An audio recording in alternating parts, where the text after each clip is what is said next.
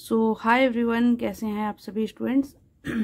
तो ये वीडियो उन सारे स्टूडेंट्स के लिए है जिनको पॉलिटी बिल्कुल नहीं आता, या अगर आता है तो समझ नहीं आता, या जो भी स्टूडेंट हैं यानी कि बिल्कुल बेसिक, मतलब मुझे ऐसे स्टूडेंट को पढ़ाना है पॉलिटी जिनको पॉलिटी का पी भी नहीं आता है। और आज के टाइम में अगर आप यूट्यूब खोलिएगा, कोई भी वीडियो ओपन करिए, सब यूपीएससी बीपीएससी और हर चीज़ की बात कर रहे हैं, बट वो भूल गए हैं कि बहुत सारे स्टूडेंट हैं जिनको सच में पॉलिटी का पी भी नहीं पता है। कि बहुत सारे स्टूडेंट हैं, इनफैक्ट मैं भी आप एक टाइम पे समझ में नहीं आता था कि पार्लियामेंट है तो पार्लियामेंट में अच्छा हाउस भी होता है, कितना हाउस होता है और पार्लियामेंट मतलब क्या है, नहीं समझ में आता है। क्यों? क्योंकि बहुत सारे स्टूडेंट हैं जो 11-12 में साइंस के स्टूडेंट थे, 10 तक अच्छे से पढ़ाई नहीं किए हैं।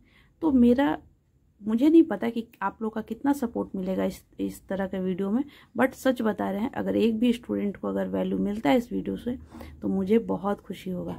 तो देखिए, फिर से हम बता रहे हैं, हम एडवांस पे जाएंगे कि नहीं जाएंगे आई डोंट नो।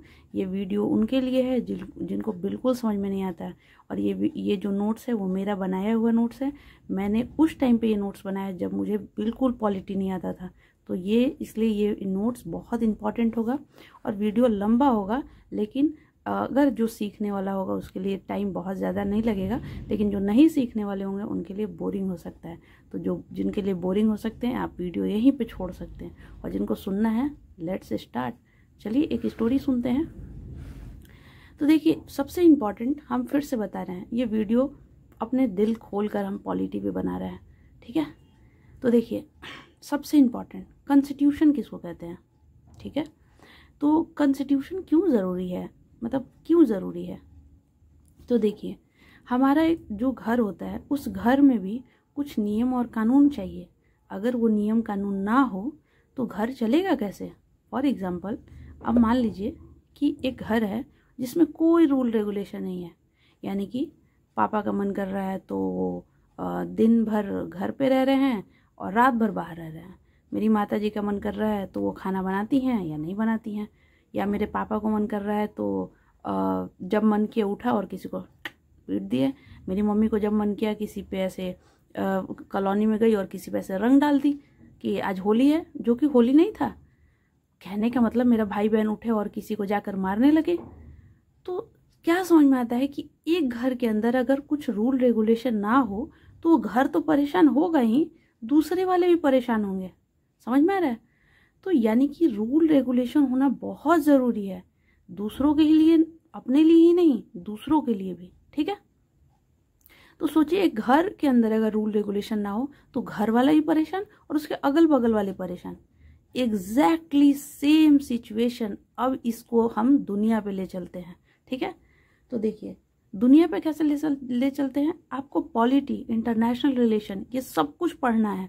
कैसे? अपने घर से दुनिया में, इंडिया में, और इंडिया से वर्ल्ड में। समझ में आ रहा है। घर, इंडिया, वर्ल्ड। घर से लेमन लैंग्वेज में हम लोग को सब समझ में आता है, तो वही भारत में देखेंगे और वही इंटरनेशनल रिलेशन में देखते हैं। एक अभी बड़ा मज़ेदार बात बताते हैं आपको। कैसे? देखिए, मान लीजिए कि हमारे कॉलोनी में, मान लीजिए 10 परिवार का एक कॉलोनी है। कोई कॉलोनी में किसी की बेटा जो है बहुत ख़राब काम कर दिया, मतलब मान लीजिए कि ख़राब काम कर दिया कुछ भी, तो उसके अगल बगल वाले फुस करने लगेंगे, सब बात करने लगेंगे कि अरे उनका फलाना सिंह का जो बेटा है ना वो ये किया है, तुम इस पे आवाज़ उठाओ। जो थोड़ा पावरफुल उस कॉलोनी में होगा बोला कल मीटिंग है, आप सबको आना है। और जो नहीं होगा, मतलब तो कहने का मतलब, वो जो पावरफुल वाले होंगे वो एक तरफ हो जाएंगे, जो नहीं होंगे वो एक तरफ हो जाएंगे। जिनके ऊपर एलिगेशन लगा है वो कहेंगे नहीं नहीं प्लीज़ ऐसा मत करिए। अगर वो बहुत पावरफुल होंगे तो उनको मतलब ही नहीं है, मेरा बेटा जो मन वो किया, आपको क्या। सेम सिचुएशन पूरे दुनिया का समझिए कि अगर पूरे दुनिया में वो कंट्री जो बहुत पावरफुल है अगर वो कुछ कर दे तो उस पर कोई बोलने वाला नहीं है। लेकिन अगर कोई कंट्री जो बहुत छोटा कंट्री है, जिसका रूल रेगुलेशन उतना अच्छा पक्का नहीं है, जिसका इकॉनमी बहुत कम है, जहाँ पे पैसा रुपया कम है, टेक्नोलॉजी कम है, अगर वो कुछ करे पूरे दुनिया से आंख दिखाने लगा, तुम ऐसा क्यों किए, तुम जो यूनाइटेड नेशन का ये लॉ को उल्लंघन कर दिए हो। सेम वही कहानी है भाई, बस घर वाला कहानी इंटरनेशनल रिलेशन में पढ़ना है। यहाँ पे यहाँ पे मिस्टर एक्स का घर है, मिस्टर वाई का घर है, मिस्टर जेड का घर है, ऐसे ऐसे घर है। और इंटरनेशनल रिलेशन में ये भारत है, पाकिस्तान है, बांग्लादेश है, इंडिया, अमेरिका है, जापान है, इस तरह से नाम है। नाम बदले हैं, काम सबका सेम है। समझ में आया? तो पता नहीं कितना बातें कर लिए, बट समझाएं, हमको समझ में आया। और देखिए आज जन्माष्टमी है तो आवाज़ तो आएगा, गीत गाना सब कुछ। तो देखिए कॉन्स्टिट्यूशन क्यों ज़रूरी है, समझ में आया? कॉन्स्टिट्यूशन एक तरह का रूल रेगुलेशन है हमारे भारत को चलाने के लिए। जो हमारा कॉन्स्टिट्यूशन है दुनिया का सबसे लॉन्गेस्ट कॉन्स्टिट्यूशन है। क्यों कॉन्स्टिट्यूशन लॉन्गेस्ट है?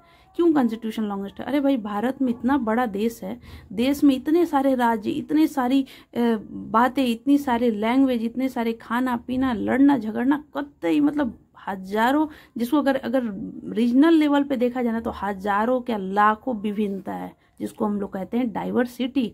समझ में आया? डाइवर्सिटी मतलब अलग अलग तरह के लोग, अलग अलग चीज़ें। तो ऐसे तो देखिए तो हम कह दें कि बहुत कम कम स्टेट है, नहीं भाई। अगर आप एक स्टेट में भी जाइए ना तो अलग अलग डिस्ट्रिक्ट, एक डिस्ट्रिक्ट में भी जाइए तो अलग अलग गांव, उस गांव में भी जाइए तो अलग अलग, जो उस गांव में भी कुछ कुछ है, वो इनका पूरा खानदान रहता है, इधर खानदान इधर। तो इतना है, इतना कि भैया उसको चलाने के लिए चाहिए हमें कॉन्स्टिट्यूशन। क्यों? क्योंकि मान लीजिए लेट एक्स जो है बहुत मोटा ताजा 10 फीट का इंसान है। लेट एज्यूम 10 फीट का, ऐसे जल्दी कोई दिखा तो नहीं आज तक हमको। मान लीजिए लेट एज्यूम कोई 10 फीट का आदमी है, और जो मिस्टर वाई है वो मान लीजिए कि बस 3 फीट के हैं। लेकिन मिस्टर मतलब एक्स के पास, मतलब जो 3 फीट के हैं उनके पास 10 एकड़ जमीन है, और जो 10 फीट के व्यक्ति है उनके पास कोई जमीन नहीं है। मतलब वो तो इंसान ऐसे ही मार कर ले लेगा पूरा जमीन। तो भैया इनको प्रोटेक्शन चाहिए कि नहीं चाहिए? मान लीजिए कि कोई बहुत रिच है और जो बहुत पुअर है, उन दोनों को प्रोटेक्शन चाहिए कि नहीं चाहिए? जैसे फॉर एग्जांपल, अब आप कहिएगा कि रिच को कैसे प्रोटेक्शन चाहिए। मान लीजिए कि रिच है, बहुत पैसा कमाकर भारत को दे रहा है, और उसको पूरे जो जिनके पास पैसा नहीं वो सारे गए और उनको लूट लिए, तो कहाँ से कोई देगा? उनको भी प्रोटेक्शन चाहिए और इनको भी चाहिए जो पुअर हैं। क्यों इनको प्रोटेक्शन चाहिए? कि अगर ये इनको प्रोटेक्ट नहीं किया जाएगा तो ये रिच सबको खा जाएगा ऐसे। तो इनको भी चाहिए और इनको, मतलब सबका ध्यान रखना है। तो इस ध्यान को रखने के लिए एक रूल और रेगुलेशन का रहना बहुत ज़रूरी है। और देखिए हम ये वीडियो रिकॉर्ड कर रहे हैं एक हाथ में फ़ोन रख के, इसलिए मेरा हाथ दुखने लगा ऐसा। तो सुनिए तब तक। फिर देखिए यहाँ पे है कि जो है रिटेन लॉन्गेस्ट कॉन्स्टिट्यूशन है वर्ल्ड में, और ये सुप्रीम लॉ है of the country. Supreme law of the country का मतलब कि इसके हिसाब से देश चलेगा, किसी राजा मंत्री के कहने से देश नहीं चलेगा। ठीक है, ये नहीं हो सकता है कि सरकार को अच्छा लग गया कि नहीं भैया ये हटा दो, ये ठीक है, अपने मन का नहीं कर सकते। ऐसा नहीं कि अमेंड नहीं हो सकता, अमेंडमेंट हो सकता है। बताएंगे कि अमेंडमेंट का मतलब क्या होता है। मैंने पहले ही बोला है, पॉलिटी वो पढ़ेगा जिसको पी नहीं आता है। ठीक है, it make the government work living document. इसको लिविंग डॉक्यूमेंट क्यों कहते हैं यार?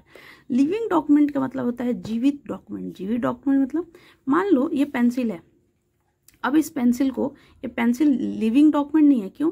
क्योंकि इस पेंसिल को अगर हम चाहें तो इसमें क्या जोड़ लेंगे या क्या घटा देंगे, यानी कि ये परफेक्ट बन चुका है कि एक पेंसिल है, इसके अंदर एक इरेजर लगा दिया गया, आपको इसको शार्प करना और लिखना है, ये परफेक्ट एक पेंसिल बन चुका है।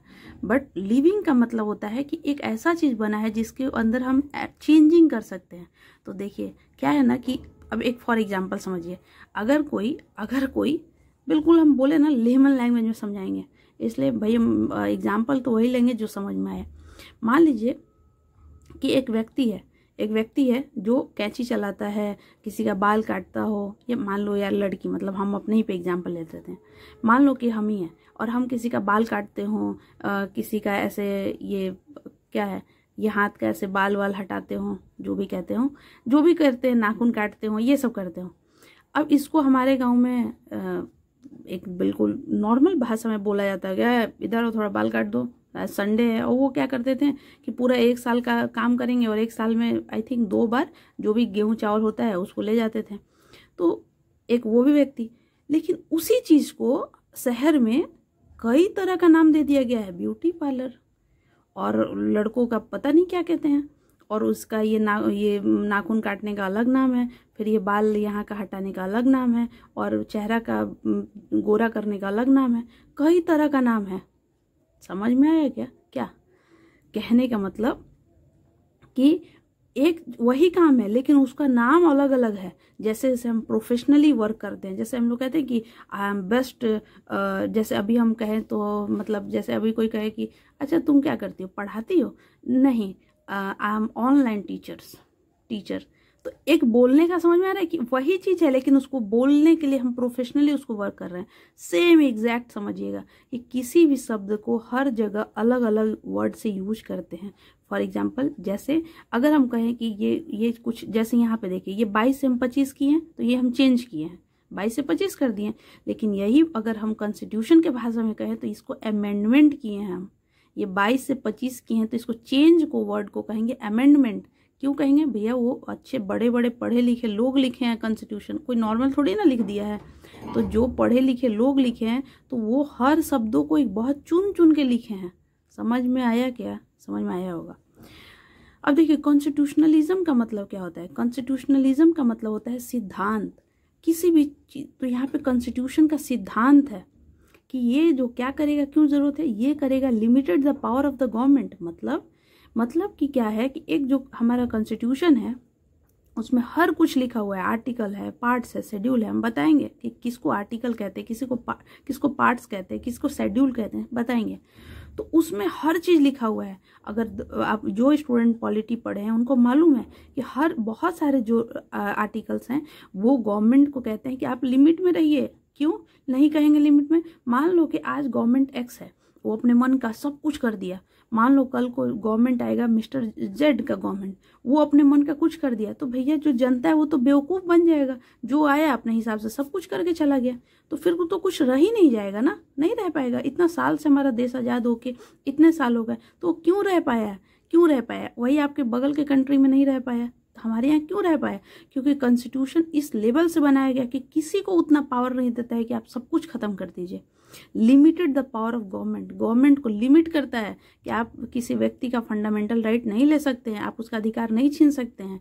तो अगर वैसे देखिए तो कॉन्स्टिट्यूशन सबसे बेस्ट तरीका क्या है, बेस्ट चीज क्या है कि जो जनता है उसको पावर देता है और जो गवर्नमेंट है उसको थोड़ा लिमिट करता है। और ये कॉन्स्टिट्यूशन का सबसे बेस्ट पार्ट मुझे लगता है।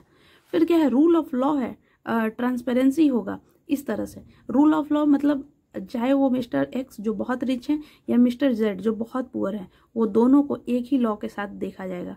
देखिए इस बात को पढ़ाने में मुझे बहुत ही ज़्यादा दुख और शर्म आ रहा है। पूछे क्यों? क्योंकि एग्जैक्टली हमारे इंडिया में ऐसा नहीं होता। जो सच बात है वो सच है, ठीक है, ये सिर्फ कहने की बातें हैं। फिर देखिए कॉन्स्टिट्यूशन मतलब हमारा कॉन्स्टिट्यूशन जो है क्या क्या कॉन्टेंट अपने पास क्या है, उसके कॉन्स्टिट्यूशन कैसे लिखा गया है। तो देखिए जैसे मान लीजिए तो नोट्स है, आप कोई भी बुक पढ़ते हैं तो उस बुक के फर्स्ट पेज पे ही लिखा रहता है कि ये चैप्टर है, उस चैप्टर में ये सब हेडिंग है, उस सब हेडिंग में भी ये चीज़ है, लिखा रहता है। वैसे ही हमारा शेड्यूल है, वैसे ही हमारा पार्ट है, वैसे ही हमारे आर्टिकल है। हम एक सेपरेट वीडियो लाएंगे जिसमें पार्ट, आर्टिकल और शेड्यूल को बताएंगे, और शॉर्ट वीडियो रहेगा ताकि आप बार बार रिवाइज कर सकते हैं। ठीक, अभी समझिए कि जब हमारा कॉन्स्टिट्यूशन बन के रेडी हुआ था तो उस टाइम जो है सिर्फ और सिर्फ 22 पार्ट थे, 395 आर्टिकल था और 8 शेड्यूल था। लेकिन क्या कर दिया गया, अमेंडमेंट करके आज के टाइम में 25 पार्ट है, 448 आर्टिकल है और 12 शेड्यूल है। हम समझाएंगे, ठीक है। फिर देखिए गवर्नमेंट का ऑर्गन क्या है। गवर्नमेंट का 3 ऑर्गन है, लेजिस्लेटिव, एग्जीक्यूटिव और जुडिशरी। लेजिस्लेटिव का मतलब होता है जो लॉ को बनाएगा। जैसे मान लीजिए कि घर है, तो घर में कोई फंक्शन होता है तो हम लोग कहते हैं ना कि देखो भाई तुम्हारा ये काम है, देखो भाई तुम्हारा ये काम है, देखो बहन तुम्हारा ये काम है, मम्मी तुम्हारा ये काम है, पापा तुम्हारा ये काम है। क्यों हम लोग कहते हैं? क्योंकि पावर को अगर हम बांट देंगे तो मेरा काम बहुत अच्छा होगा। लेकिन समझिएगा यहाँ पे, लेकिन यहाँ पे बात ये है कि अगर मान लीजिए कि 4-5 लोग में पावर को बांट दिया गया और अगर ये व्यक्ति जो है इसमें भी घुसने का कोशिश कर रहा है, इसमें भी। अब इसको ऐसे एग्जाम्पल में समझिए, एक सेकेंड, मान लीजिए इसको ऐसे एग्जाम्पल में समझिए, कैसे बताएं कि मान लीजिए कि इस व्यक्ति को मिस्टर ए को मिला है कि आपको ना मैगी बनाना है, मिस्टर बी को मिला है कि आपको ना रसगुल्ला बनाना है, मिस्टर सी को मिला है कि आपको पनीर बनाना है। अब मिस्टर ए क्या कर रहे हैं कि मैगी बना रहे हैं, लेकिन ना इनको आदत है कि थोड़ा सा इनमें भी घुसने का। बस गए और रसगुल्ले का रस्सा ले आए और मैगी में डाल दिए, बन गया मैगी, बिल्कुल मस्त वाला। जो रसगुल्ला बना रहे थे उनको मन कर रहा था कि थोड़ा इधर उधर जाए, तो वो पनीर का रस्सा लाए और रसगुल्ले में डाल दिए, बन गया रसगुल्ला। बन जाएगा? नहीं, सब बर्बाद हो जाएगा, कहने का मतलब। बट अब यहाँ देखिए, मान लीजिए कि ए बी सी को तीनों को बैठाया गया कि आप मैगी और रसगुल्ला और पनीर बनाइए, और ए जो है मैगी बना ही नहीं रहा, ये सो गया। तो बी देखेगा कि बेटा मैगी, ए तुम मैगी नहीं बना रहे हो, सर्व करना है हम लोग को, बनाओ बनाओ। अगर ये नहीं देखते तब तक ए वाले तो सो गए रहते, बनाते ही नहीं। मान लीजिए कि बी जो है रसगुल्ले के अंदर क्या कर रहे हैं कि वो खोआ नहीं डाल रहे हैं, सूजी डाल दे रहे हैं। तो सी कहेगा कि अच्छा तुम चोरी कर रहे हो, रुको हम कंप्लेन करेंगे। और ये ए और सी मिलकर कहेंगे कि अभी इस बी को थोड़ा डांटो तो, ये चोरी कर रहा है। समझ में आया क्या? पहला एग्जाम्पल क्या बताएं कि अगर आप ज़्यादा घुसिएगा, ज़्यादा इंटरफेयर करिएगा तो चीज़ें खराब होंगी, बट अगर आप बिल्कुल छोड़ दीजिएगा तो भी चीज़ें खराब होंगी। इसका मतलब हम फिर कहें कि पढ़े लिखे लोग कॉन्स्टिट्यूशन बनाए हैं, तो यहाँ पे ये कहा गया है कि आपको जो है इंटीग्रेटेड रहना है, एक साथ रहना है, बट ज़्यादा इंटरफेयर नहीं करना है। समझ में आया क्या? भैया मेरा हाथ दुख गया आप लोग के चक्कर में। कोई नहीं, अपना भी दिन आएगा और अच्छे अच्छे बोर्ड पर पढ़ाया जाएगा, ठीक है। कितने हम छोटे थे, इस सुप्रीम कोर्ट को भी सुप्रीम कोर्ट लिखे हैं, हाई कोर्ट लिखे हैं, कितने अच्छे थे। तो देखिए judiciary, supreme court, high court, सब ऑर्डिनेट कोर्ट, डिस्ट्रिक्ट, इस तरह का कोर्ट है, ठीक है। और जो लेजिस्लेचर मतलब जो लॉ बनाते हैं, कौन बनाते हैं? तो सेंट्रल लेवल पे पार्लियामेंट में कितने हाउस है? 2, लोकसभा, राज्यसभा। लेकिन बहुत सारे स्टेट में भी 2 हाउस हैं, और नहीं तो कहीं 1 हाउस में भी है। और फिर पढ़े लिखे लोग 2 हाउस जहाँ पे है उसको क्या कहते हैं? उसको कहते हैं बाईकैमरलिज्म। जहाँ 2 हाउस है उसको क्या कहते हैं? बाईकैमरलिज्म। जहाँ पे 1 हाउस है उसको क्या कहते हैं? यूनिकैमरलिज्म। अब ये कह दो कि भैया पार्लियामेंट में 2 हाउस है, पार्लियामेंट में 2 हाउस है, 2 हाउस है, इसको एक शब्द में बोलिए। भैया पढ़े लिखे लोग हैं, कहिए कि in parliament there is bicameralism feature, bicameralism feature, Lok Sabha and Rajya Sabha, कहिए ऐसा। एग्जीक्यूटिव में पॉलिटिकल एग्जीक्यूटिव, एडमिनिस्ट्रेटिव एग्जीक्यूटिव, जिनको भी मतलब ख्वाब अपना भी है। देखिए एग्जीक्यूटिव मतलब जो लॉ को इम्प्लीमेंट करवाएं। देखिए लॉ को इम्प्लीमेंट मोदी जी भी करवाते हैं, बट वो पॉलिटिकल एग्जीक्यूटिव हैं। लेकिन डिस्ट्रिक्ट मजिस्ट्रेट जो डीएम होते हैं वो भी करवाते हैं, वो एडमिनिस्ट्रेटिव एग्जीक्यूटिव हैं। समझ में आया? ये टेम्पररी हैं, टेम्पररी, बट ये जो हैं ये परमानेंट एग्जीक्यूटिव हैं। समझ में आया? ये बहुत अच्छा बात बताया और बहुत हाई लेवल का। सो नेक्स्ट देखिए, ये मैंने बता दिया है, बाईकैमरलिज्म, यूनिकैमरलिज्म, पार्लियामेंट में लोकसभा, राज्यसभा, और एक और है जो है प्रेसिडेंट। बिल्कुल। देखिए अब ये एक आप लोग को हमें क्वेश्चन देते हैं कि कौन से आर्टिकल में लिखा हुआ है कि लोकसभा, राज्यसभा और प्रेसिडेंट तीनों होंगे। बट प्रेसिडेंट क्या नहीं कर सकते हम आपको नेक्स्ट वीडियो में बताएंगे, ठीक है। और ये टोटल अमेंडमेंट उस टाइम 105 था, बट अभी लेटेस्ट अमेंडमेंट क्या है ये आंसर में ज़रूर बताइएगा। सो अभी ये लेक्चर यहीं पे ख़त्म करते हैं। ये जैसा आप लोग का रिव्यू होगा, सेकंड टॉपिक ये हम पढ़ाएंगे। उसके बाद इस तरह से करके हम पूरा पॉलिटी पढ़ा सकते हैं, और बिल्कुल लेमन लैंग्वेज में, क्योंकि हम पहले ही बताए हैं हम उन लोगों को पॉलिटी नहीं पढ़ा रहे हैं जिनको पॉलिटी पहले से आता है, और वो लोग ना ही पढ़े इसलिए क्योंकि बहुत सारे अच्छे अच्छे टीचर हैं, आप उनसे भी पढ़ सकते हैं। बट ये पॉलिटी उनके लिए है जिनको कुछ नहीं आता, ठीक। ये पॉलिटी वो पढ़ेंगे, क्योंकि ये नोट्स मैंने इतना बेसिक मतलब अपने टाइम में मतलब ये तक बताया है कि देखो यहाँ से यहाँ तक जा रहा था और यहाँ से यहाँ तक ये कौन कौन सा स्टेट है बताना जरा आप लोग। मतलब इस तरह का हम खुद पढ़े हैं, मेरे को भरोसा नहीं हो रहा है। देखिए पूरा हिंदी इंग्लिश सब भर दिए हैं, तो जो बहुत पढ़े लिखे हो गए हैं कितना बेसिक चीज़ लिखा हुआ है। बट ये उन लोगों से पूछिए जब हम भी बिल्कुल नए स्टूडेंट थे, या उन लोगों से पूछिए जिसको बिल्कुल नहीं आता है, तो उनके लिए काफ़ी बहुत हेल्पफुल होगा। और प्लीज़ लाइक शेयर सब्सक्राइब करिएगा चैनल को, और अपना सपोर्ट दिखाइएगा। वीडियो अच्छा लगा, ख़राब लगा, बहुत बकवास लगा, लाइक्स डिसलाइक जो भी करना होगा बट करिएगा ज़रूर। So thank you so much, wish you all the best.